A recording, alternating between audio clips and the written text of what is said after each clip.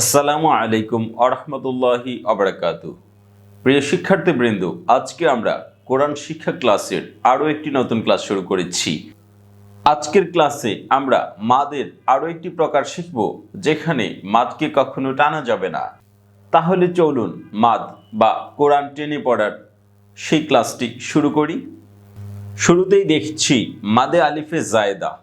মাদে আলিফে জায়দা অর্থাৎ আলিফে জায়দা। আলিফ মানে হচ্ছে আলিফ বা হামসা, জায়দা মানে হচ্ছে অতিরিক্ত। তাহলে অতিরিক্ত আলিফ, আমরা জানি মাদে আলিফ বা হামজা একটি গুরুত্বপূর্ণ ভূমিকা রেখেছে।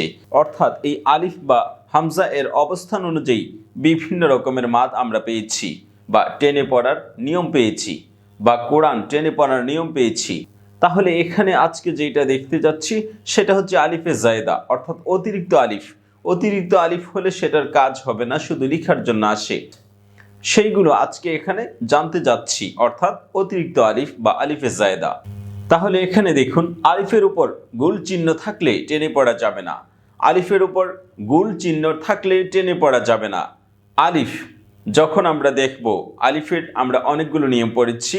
আলিফটা কখনো মাদ্দে আসলি বা মাদ্দে তবাই হয়েছে, আবার কখনো বিভিন্ন সেকেন্ডারি মাদ হয়েছে, যেটা মাদ্দে আসলির উপর নির্ভরশীল।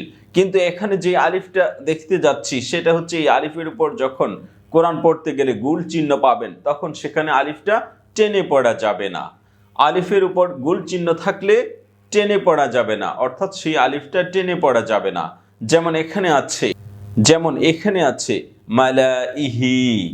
তাহলে মালা আমরা টেনে পড়ব না, কারণ এই আলিফের উপর গুল চিহ্ন আছে। তারপরের উদাহরণটা দেখুন, লা ইলাল্লাহি। তাহলে লা ইলাল্লাহি, এখানে জবরের পর একটি আলিফ এসছে এবং আলিফের উপর একটি গুল চিহ্ন আছে। এইরকম গুল চিহ্ন থাকলে আগের জবরটা টেনে পড়া যাবে না। তাহলে এইটাই হচ্ছে আলিফে জায়দা বা অতিরিক্ত আলিফ। তারপরে দেখুন লা আনতুম। তাহলে লা আনতুম, এই আলিফের উপর গুল চিহ্ন আছে, এজন্য এই আলিফটাকে টেনে পড়া যাবে না। অর্থাৎ এখানে মাদ টানা যাবে না, এখানে মাদ স্টপ হয়ে যাবে বা বন্ধ হয়ে যাবে। মাদের চিহ্ন থাকলেও এই মাদকে টেনে পড়া যাবে না। এটাই হচ্ছে মাদের আরো একটি নিয়ম। তাহলে মালা ইহি, লা ইলাল্লাহি, লা আনতুম, এখানে কোথাও আলিফ টেনে পড়িনি, সব জায়গায় এই আলিফটা আলিফে জায়দা হয়েছে। আর এটার উপর যেহেতু কোনো হরকত নেই, সেহেতু এটা হামজাও হবে না, আলিফই থেকে যাবে। তারপরে দেখুন আলিফে জায়দা ওয়াকফি। আবার আলিফে জায়দা ওয়াকফি মানে এখানে আপনাকে ওয়াকফ করতে হবে, অর্থাৎ থামতে হবে। কখনো কখনো আবার আলিফের উপর একটু টেনে পড়তে হবে, সেটা দেখে নিচ্ছি। আলিফে জায়দে শ্বাস ফেললে এক আলিফ টানতে হবে।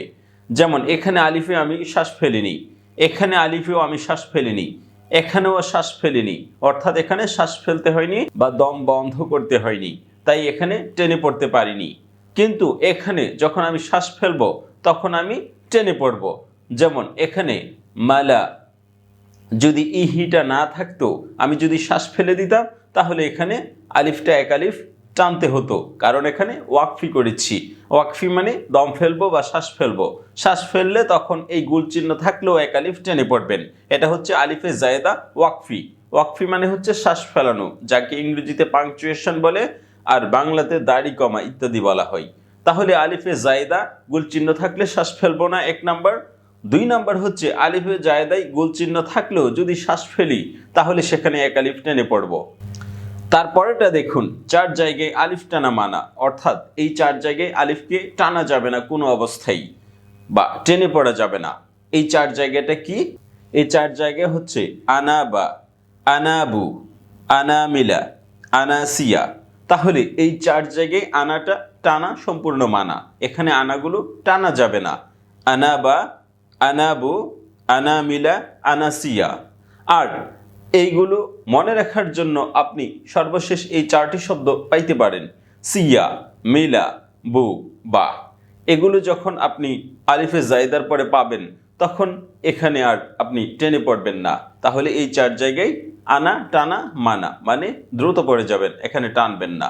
আনাবা, আনাবু, আনামিলা, আনাসিয়া। তাহলে কোরআন শরীফের এই চার জায়গায় আপনি আনাটাকে টেনে পড়তে পারবেন না। এটাই হচ্ছে আরেকটা নিয়ম। এই 4 জায়গায় আলিফ আছে কিন্তু আপনি টেনে পড়তে পারছেন না। তারপরে দেখুন আলিফে জায়দার এই 8টি শব্দে কোনোভাবেই টেনে পড়া যাবে না। আরও কতগুলো শব্দ আছে যেগুলো আলিফে জায়দা, এখানে কোনোভাবেই টেনে পড়তে পারবেন না। এই শব্দগুলো আপনি কোরআন পড়তে গেলে পাবেন। যেমন সামুদা, সামুদা, এখানে দাগে টেনে পড়তে পারবেন না আলিফের উপর, যদিও গোল চিহ্ন আছে, অথবা এটা মাধ্যে আস্তি ধরলেও শ্বাস ফেললেও আপনি টেনে পড়তে পারবেন না। তাহলে এই 8 জায়গায় কোনোভাবেই আপনি টেনে পড়বেন না। সামুদা, লি ইয়ারবু, লি তাতলু, লি ইয়াবলু, নাবলু, আংতাবু, লান নাদউ, কাওয়ারিরা।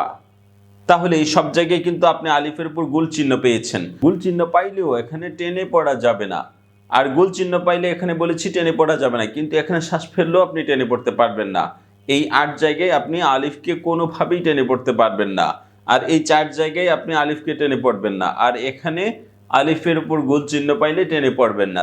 তাহলে এই সব জায়গায় আপনি আলিফকে টেনে পড়তে পারবেন না। কিন্তু এখানে শুধু ওয়াকফ হইলে, গোল চিহ্ন থাকলে, অন্য শব্দ থাকলে এগুলোর মধ্যে ছাড়া, তখন আপনি আলিফকে টেনে পড়তে পারবেন শুধু ওয়াকফ হলে, মানে শ্বাস ফেললে। তাহলে আলিফে জায়েদার নিয়মগুলো আজকে আমরা জেনে গিয়েছি এবং পরবর্তী ক্লাসে আমরা মাদ কত প্রকার সবগুলোর একটি বিস্তারিত চার্ট বা সংক্ষিপ্ত আলোচনা দিব। তারপর আমরা নুন সাকিন এবং গুন্না ইত্যাদি সমূহ আলোচনা করব, যাতে করে আমরা কোরআন শরীফ সুন্দর করে পড়তে পারি এবং আরবি জানতে পারি। তাহলে আজ এ পর্যন্তই থাক, ভালো থাকবেন। আসসালামু আলাইকুম।